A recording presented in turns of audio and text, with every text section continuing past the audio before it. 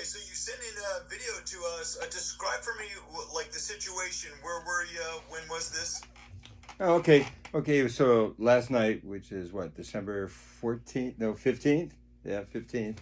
Uh, my wife and I, Elena, we were sitting on we have a back patio. It's a really interesting area that we're in the suburbs, but we're surrounded with our own personal forest because we're along a small, ravine or creek and right off the main drag. And um, so we were sitting down because we do this a lot.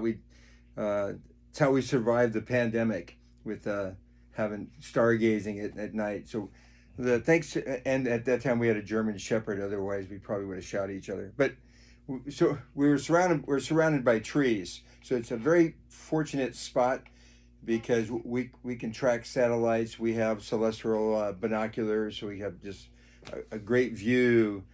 Surprising if you drove by, you would never expect to see what's behind in the backyard. It's a very very perfect place for a nice atmosphere and stargazing. Okay. And so then, so this was last night. Then, Right. and wasn't it around like 10:30 p.m. or something like Yeah, that? I think it was. I think I immediately looked at my phone to see what time it was. Be, you know, because I'm used to if I think something's an event that's happening for example, there was a car crash late last night. I heard it. I looked at what time in case somebody needs information. Retired Navy SEAL, kind of some working as a musician, kind of flip flop on what I do. But it's it was 10:54. I'm pretty sure when my wife actually spotted it first because we're usually tracking satellites and looking at the stars. Cool. Well, then now that we have all that information, I'll wait. Describe for me what you guys saw.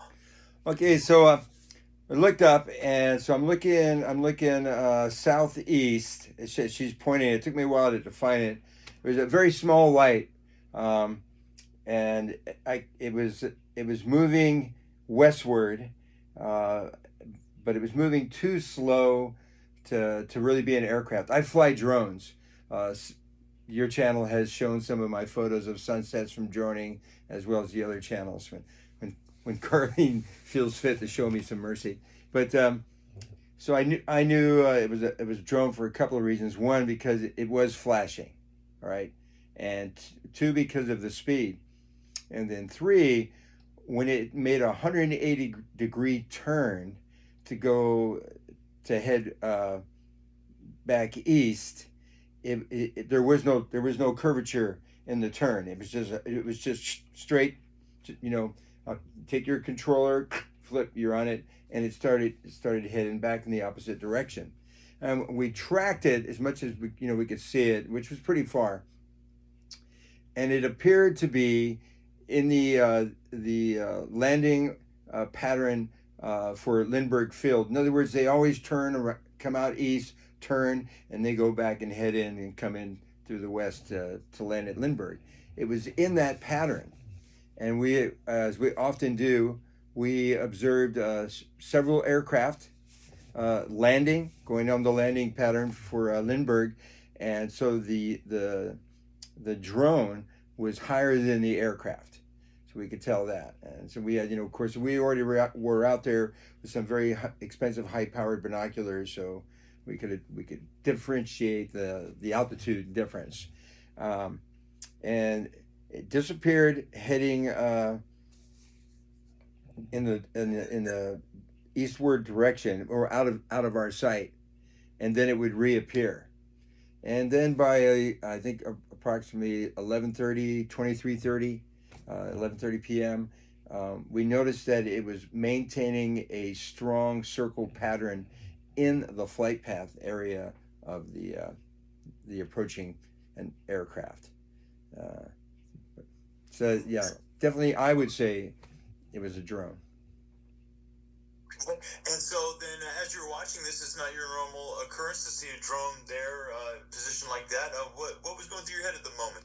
Well, we've been watching on the different news networks that there's been a lot of sighting of drones and all the euphoria of what it might mean, and being a drone owner, uh, knowing that even the controllers you use, okay, for normal usage, they're set at a certain altitude. So if I exceed that altitude, I immediately get a warning on my controller that I've exceeded the altitude and need to return within guidelines. And I know that the FAA can track that, and you can get notified by the FAA. So I was I was surprised that it was within the flight pattern because when there is low flying aircraft and I'm that area, I can't fly my drone. For example, if I went out to El Cajon, once in a while I want to pump up my drone, try to get Mount Laguna in the background, I'll get a warning that it's an unauthorized area and I cannot fly my drone. So who's ever operating this, and one other fact, for it to be that high and still visible, it's bigger than the average mini drone, which is about like this. What I have is a DJI Mini 3 Pro and a 4K camera, so it's pretty large. It could be like a DJI Maverick. It's a much larger drone, but to fly those, because there's a weight standard, you have to meet the regulations, which is almost it's a test through the FAA, and it's basically a pilot's test. So I'm surprised. Okay, let's just pretend it's a legitimate drone owner. He was out of regulation in where he was flying, or he or she, what the case depending, whatever it may be in 2024. But uh, for, I'm surprised the whole drone thing has gone as far as it has gone. What do you make of all the stuff we're seeing in the media, New Jersey, all these places? What are your thoughts on all that? Well, just my thoughts, obviously. Well, obviously, we know it's not space aliens. Space aliens are not going to fly drones. I can, if you want to talk about later, I can tell you when I did spot a legitimate UFO and it was reported through the UAP sources, and I still feel that particular case that's an experimental drone, and it was not the type of drones that you see. But these were aliens are not going to use propeller-driven drones. So somebody is using drones that may have been programmed or have the capability to block the FAA interceptions and other ways of disrupting this type of flight. So I mean, the theories go back and forth. I'm sure they're trying to disrupt the inauguration of President Trump. They're trying to scare us, yeah, whatever. But the point is, those are drones. They're not spaceships. They're not coming from under the ocean. But somebody has given the thumbs down to the military and other sources to stop this.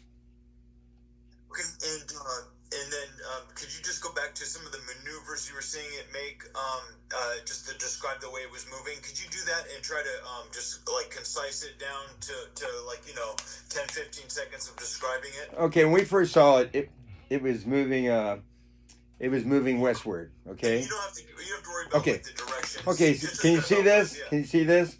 This is the front of the drone, right?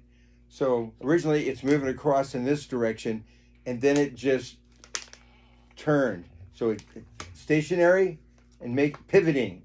That's a turn that you can do with your drones. Later on and it did this a couple of times back and forth. Later on in the during the event, it was actually making a typical aircraft curvage, and that's basically it. No, nothing fancy was done. It maintained when we left at 11:45.